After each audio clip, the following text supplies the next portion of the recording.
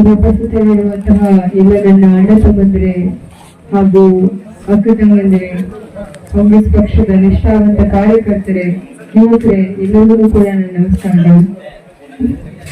ಇವತ್ತು ನಾವು ಎದುರಿಸ್ತಾ ಇರುವಂತಹ ಚುನಾವಣೆ ಸಂಯುಕ್ತ ಪಾಟೀಲ್ ಅವರ ಚುನಾವಣೆ ಅಲ್ಲ. ಇದು ನಾವು ಎದುರಿಸ್ತಾ ಇರುವಂತಹ ಚುನಾವಣೆ ಭಾರತ ದೇಶದ ಭವಿಷ್ಯದ ಚುನಾವಣೆ ಅಂತ ನಾವು ಯಾಕೆ ನಾನು ನಿಮಗೆ ಮಾತನ್ನ ಹೇಳಿರ್ತೀನಿ ಅಂತಂದ್ರೆ, ಮೊನ್ನೆ ಸನ್ಮಾನ್ಯ ಪ್ರಧಾನಮಂತ್ರಿಗಳು ಅವರ ಒಂದು ಸಂಕಲ್ಪ ಪತ್ರಗಳನ್ನು ಹೇಳ್ತಾರ, ಭಾರತ ದೇಶದ 4 ಆಧಾರ ಸ್ತಂಭದ ಮೇಲೆ ನಾವು ಕೆಲಸ ಮಾಡಿದೀವಿ ಅಂತ ಹೇಳ್ತಾರೆ. ಒಂದು ಗರೀಬ್ ಅಂದ್ರ ಬಡವ, ಒಂದು ಕಿಸಾನ್ ಅಂದ್ರ ರೈತ, ಇನ್ನೊಂದು ಮಹಿಳೆ, ಇನ್ನೊಂದು ಯುವಕ ಅಂತ ಅವ್ರು ಹೇಳ್ತಾರೆ.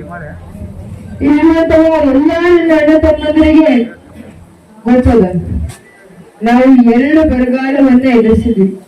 ಕರ್ನಾಟಕ ರಾಜ್ಯದೊಳಗ 2 ಬರಗಾಲವನ್ನ ಸತತವಾಗಿ ಎದುರಿಸಿರುವಂತಹ ನಮ್ಮ ಕರ್ನಾಟಕ ರಾಜ್ಯಕ್ಕೆ 35,000 ಕೋಟಿ ರೂಪಾಯಿ ಹಾನಿಯಾಗಿತ್ತು.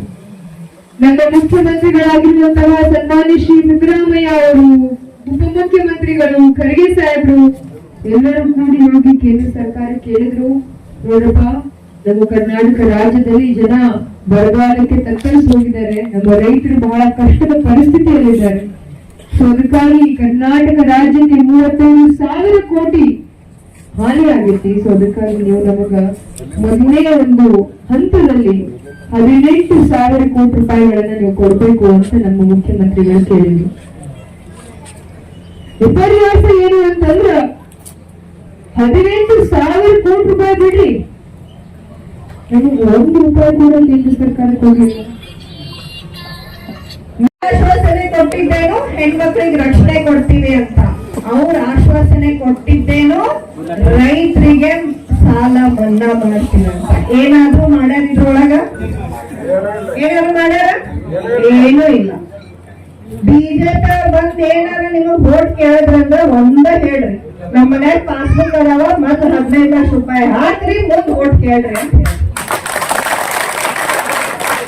ಇವತ್ತು ನಮ್ಮ ಅಭ್ಯರ್ಥಿ ಸಂಯುಕ್ತ ಪಾಟೀಲ್ ಅವರು